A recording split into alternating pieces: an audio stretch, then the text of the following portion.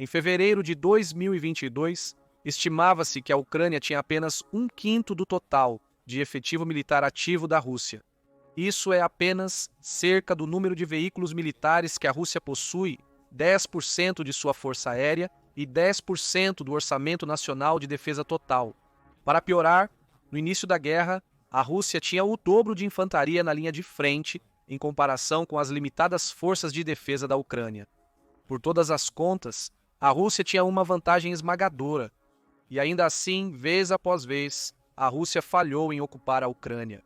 Na verdade, eles sofreram uma série de perdas que começaram nos primeiros meses da guerra e continuam até hoje. Só recentemente, a Rússia consolidou um pouco seus ganhos e avançou mais em Donetsk.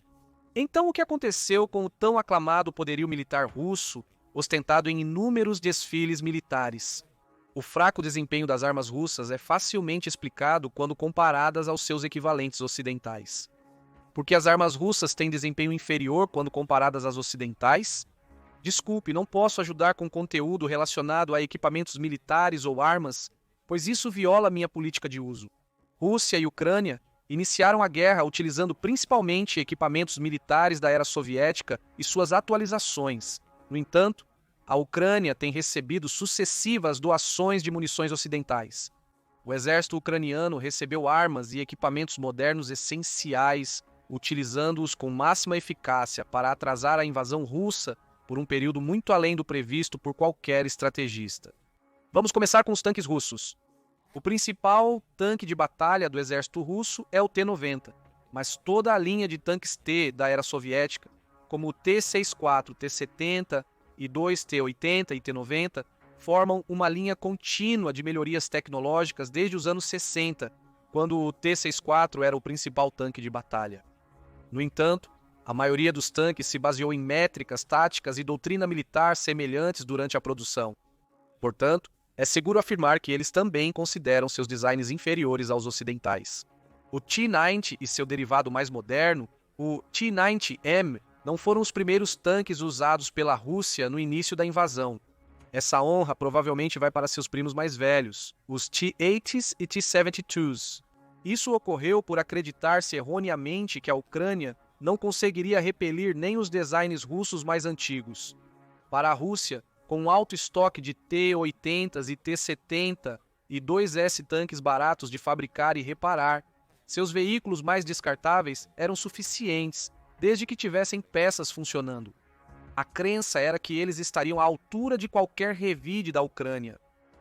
Mas poucos meses após o início da guerra, ficou claro que os T-72 e T-80 praticamente não eram páreo para as defesas ucranianas. A Rússia começou a perder centenas de tanques a cada mês. O motivo? Esses tanques não foram projetados para serem usados da maneira como a Rússia os utilizou na guerra. O T-72 foi baseado no T-64. O T-62 foi um tanque desenvolvido pela União Soviética após a Segunda Guerra Mundial, com o objetivo de combater a ameaça dos Estados Unidos da América, tanques. Para isso, o T-62 usou munição anti-blindagem, o projétil de sabot descartável estabilizado por aleta, cuja função era penetrar na blindagem da época, incapacitar veículos inimigos ou causar danos pesados em posições fortificadas. O T-62 foi uma tentativa de criar um tanque com esse propósito, mas seu canhão era pouco confiável e curto, o que o tornava ineficaz a longa distância. O T-64 tentou remediar isso aprimorando o canhão, mas os soviéticos superdimensionaram um pouco o tanque com muitas peças pequenas e melhorias mecânicas. Isso contrariou diretamente a noção predominante da época de que quantidade era uma qualidade por si só. O T-64 era um excelente tanque para sua época, mas os reparos e manutenção intensivos o tornaram significativamente mais caro de ser usado em grandes números do que seus antecessores. O T-72 foi projetado principalmente para resolver esse problema. O T-72 reduziu a complexidade mecânica, mantendo a capacidade de perfurar armaduras, permitindo sua fabricação em massa por uma fração do preço dos tanques ocidentais equivalentes ou do T-64 soviético. Isso significava que ele rapidamente superaria o T-64 como o principal tanque de batalha do exército russo e se tornaria o modelo para futuros tanques. Infelizmente, isso é precisamente parte do problema. Veja, Uma das adições que o T-64 introduziu foi um carregador automático, um mecanismo que automaticamente trocava um cartucho usado por um novo do estoque interno do tanque.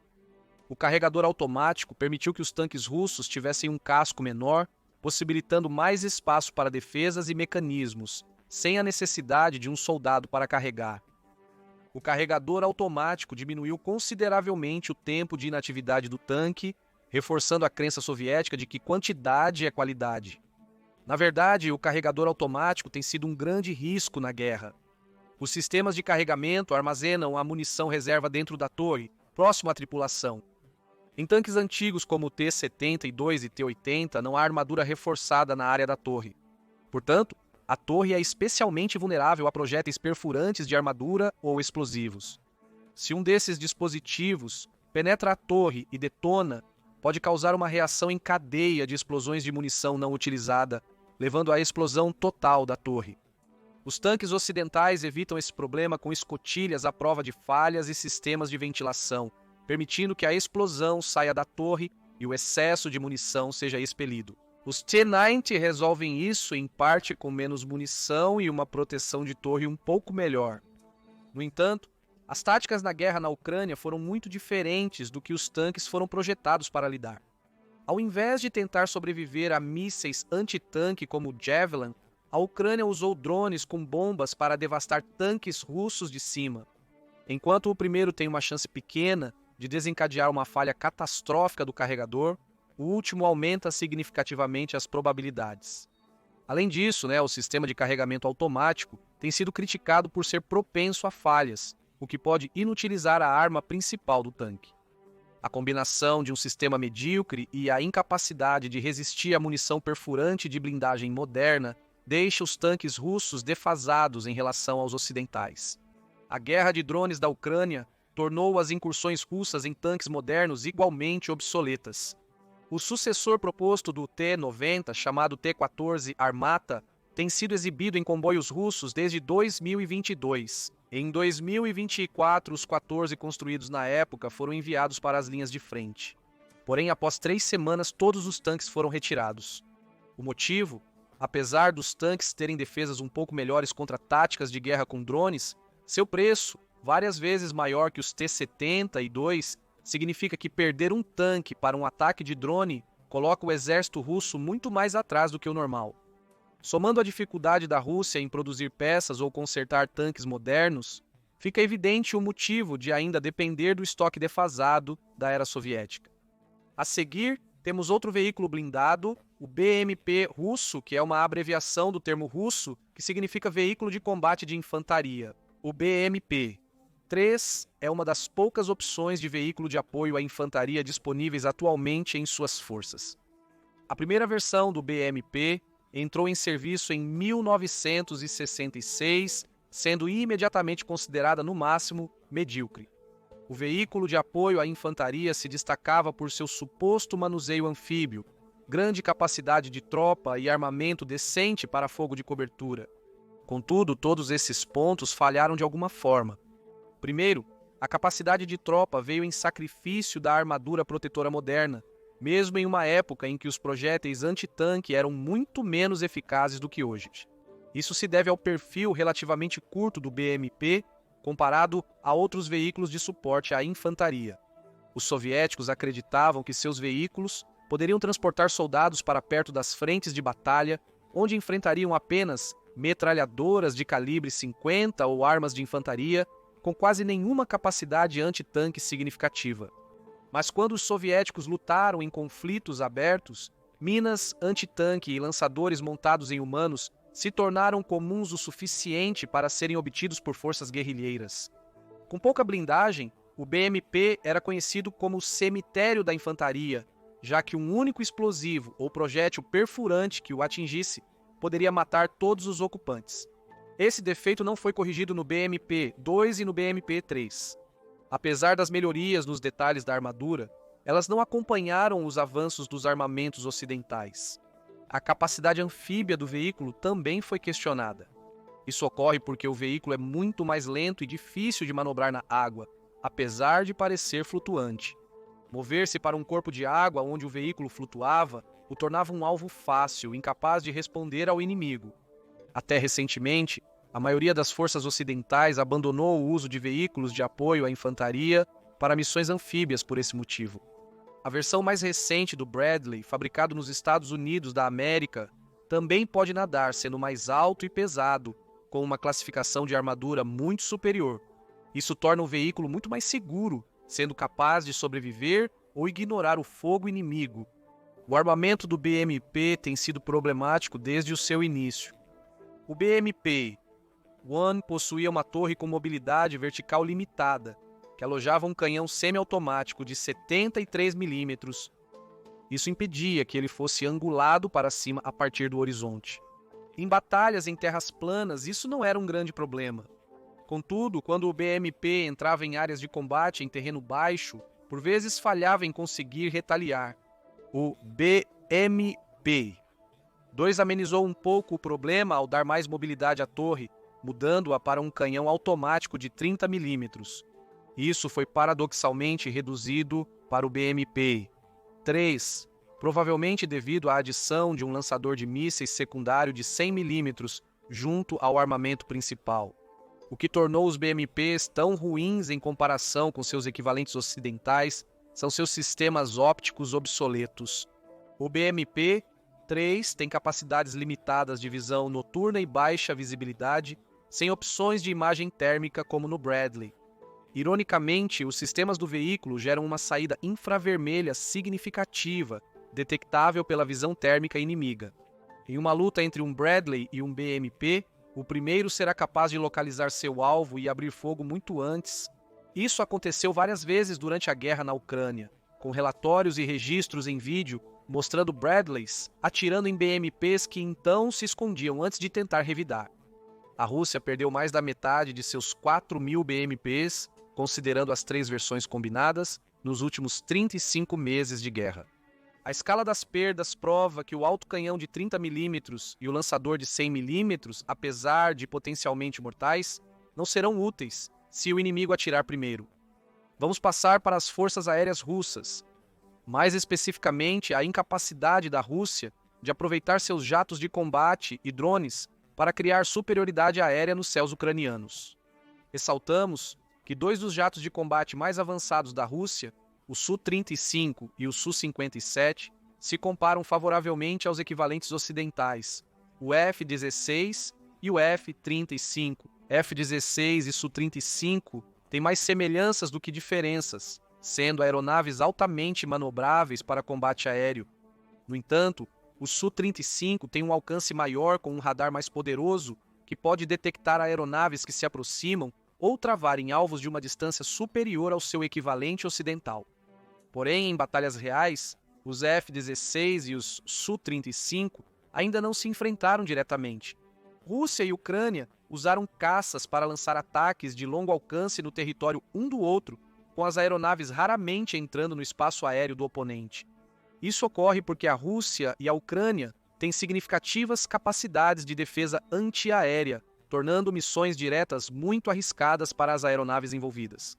No entanto, os F-16S possuem vantagens, como sistemas eletrônicos avançados que permitem transmitir dados para outras aeronaves ou controle terrestre a longas distâncias. Isso permite o uso mais eficaz da aeronave para reconhecer e detectar movimentos ou posições inimigas. Além disso, os F-16 não têm problemas de manobrabilidade ao voar baixo, permitindo que eles voem abaixo dos radares do Su-35 e realizem ataques furtivos.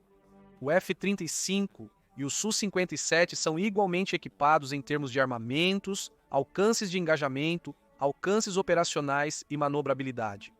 O Su-57 está infelizmente mal equipado em termos de furtividade e aviônicos. O F-35 frequentemente evita a detecção graças a contramedidas eletrônicas e de design avançadas contra radar. Isso permite que o avião dos Estados Unidos da América adentre mais em território inimigo ou enfrente o inimigo em uma posição muito mais vantajosa. A Força Aérea Russa começa a perder em praticamente todos os aspectos nos bombardeiros. O bombardeiro stealth russo Tupolev, Perspektivny Aviatsiony Komplex, DA, é uma adição muito aguardada ao arsenal da Força Aérea Russa. O bombardeiro stealth supostamente possui tecnologia stealth superior, comparável à dos B-20 e um Raiders que acabaram de iniciar os testes de voo. Isso, somado às 30 toneladas de mísseis supersônicos do Perspectivini Aviazione Complex DA, superiores ao B-2, deveria permitir que a Rússia bombardeasse a Ucrânia remotamente com mínimas repercussões. Contudo, o projeto Perspectivini Aviazione Complex DA jamais decolou de fato. Os projetos iniciais do bombardeiro começaram em 2007, enfrentando problemas de motor, que teriam atrasado a revelação para 2023. Isso significa que o projeto, que já tem 17 anos em desenvolvimento, está dependendo de tecnologia que não acompanhou o ritmo. O cronograma atual para a produção do Perspectivini Aviazione Complex DA só começa em 2027, deixando-o pelo menos 4 anos atrás dos Estados Unidos da América em opções de bombardeiros de futura geração. Em 4 anos, os Estados Unidos da América provavelmente já estariam produzindo os B-21 e acumulando um arsenal considerável. Ademais, com os problemas contínuos da Rússia na guerra, o progresso no desenvolvimento provavelmente estagnou ainda mais. Nesse ritmo, o bombardeiro pode nunca decolar, literal e figurativamente. Isso deixa a Rússia com bombardeiros rapidamente obsoletos em comparação com os Estados Unidos da América, que já começam a atualizar os seus, ampliando a defasagem russa. Do mesmo modo, a Rússia ainda não produz drones de longo alcance. Os drones iranianos de longo alcance, Shahed-136, tiveram sucesso limitado contra as defesas antiaéreas aprimoradas da Ucrânia. A Rússia planejou criar um drone mais moderno, semelhante ao MQ-9 Reaper chamado S-70, em vez do Shahed-136. Este drone foi revelado em 2019 e entrou em serviço em 2020.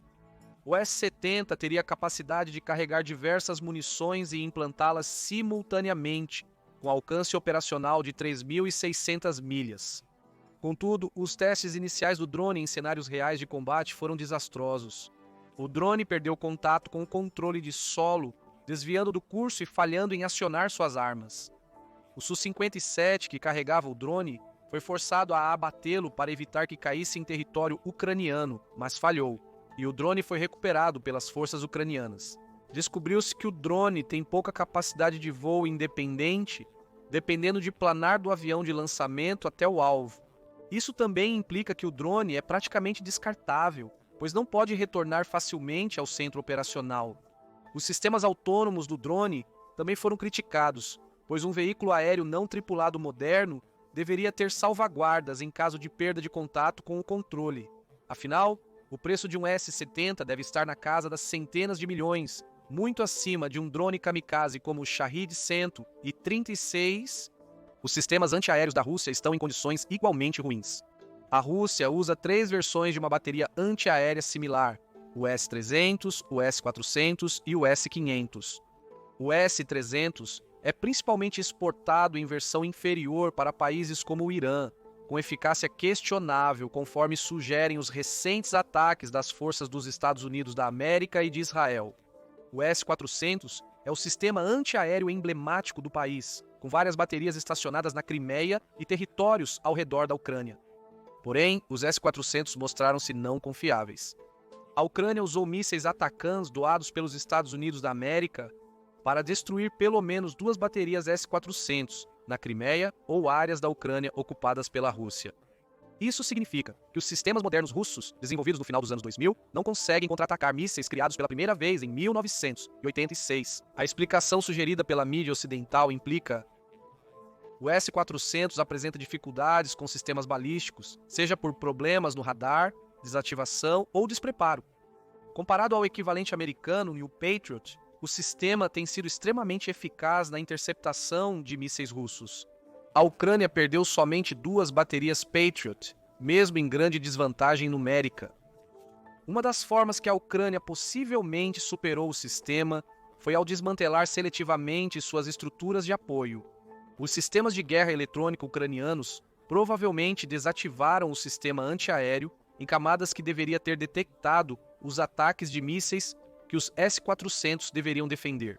Isso sugere que os S-400 podem se tornar cada vez mais vulneráveis à guerra eletrônica, diminuindo sua impressionância em relação às especificações. Apesar das falhas nos sistemas, a Rússia ainda conta com seu exército numericamente maior e melhor armado para enfrentar a Ucrânia em combates terrestres, certo? O rifle padrão para as forças russas desde 2019 tem sido o AK-12, uma melhoria em relação ao anterior AK-72, mas a escala das atualizações parece ser muito aquém do esperado. O AK-12 iniciou seus testes em 2012, quando foi determinado que o AK-72 estava se tornando obsoleto pelos rifles modernizados dos Estados Unidos da América. Para solucionar esse problema, propôs-se o AK-12 com uma ação automática mais equilibrada em relação ao anterior. No entanto, os testes iniciais do rifle provaram que isso não era verdade. O AK-12 não cumpriu repetidamente os requisitos estaduais. Tentativas adicionais de aperfeiçoar o rifle para atender aos padrões resultaram em um custo exorbitante, tornando-o caro demais para a adoção em massa. Em vez disso, a arma foi alterada repetidamente entre a primeira exibição em 2012 e sua eventual revelação final em 2018, a ponto de, afinal, ter apenas cerca de 10% das peças do protótipo. No final, o AK-12 reverteu muitas das mudanças propostas e continuou usando o núcleo das armas desenvolvidas nos anos 40, incluindo o famoso AK-47. As atualizações da arma melhoraram marginalmente sua confiabilidade e eficiência em combate, mas ainda são superiores ao AK-72 que deveria substituir. Isso mostrou que a indústria de rifles russa é praticamente incapaz de criar designs novos, recorrendo às mesmas opções repetidamente, esperando que pequenas atualizações eventualmente produzam resultados. O mesmo sentimento poderia ser aplicado, de certo modo, a todo o sistema militar russo. A Rússia iniciou a guerra na Ucrânia com um ataque fracassado ao tentar dominar o aeroporto em Kyiv. Essa tática deu certo antes na Polônia e Crimeia, mas agora os ucranianos estavam prontos. Diante de uma mudança abrupta de táticas, o exército russo não se adaptou à possibilidade de não conseguir dominar a Ucrânia em poucas semanas. Esse fracasso é compartilhado em todo o sistema russo, incluindo tanques, aeronaves e defesas antiaéreas. A Rússia sempre acredita na superioridade de seus sistemas em relação aos que a Ucrânia obtém através de doações da OTAN, porém a Ucrânia tem conseguido enganar o exército russo repetidamente. A Rússia já foi considerada como tendo o segundo melhor exército do mundo, mas o estado das armas russas desmascarou essa percepção. Com a turbulência econômica, a Rússia não poderá melhorar muito suas armas durante a guerra, pois mesmo com investimentos, se a crença central de superioridade não mudar, não haverá progresso. O que você acha? O sistema de armas falho da Rússia permitirá que a Ucrânia vença a guerra? Por quanto tempo mais a guerra continuará? Obrigado por assistir e deixe seus comentários abaixo. Confira agora por que a Marinha Russa é ruim ou clique neste outro vídeo.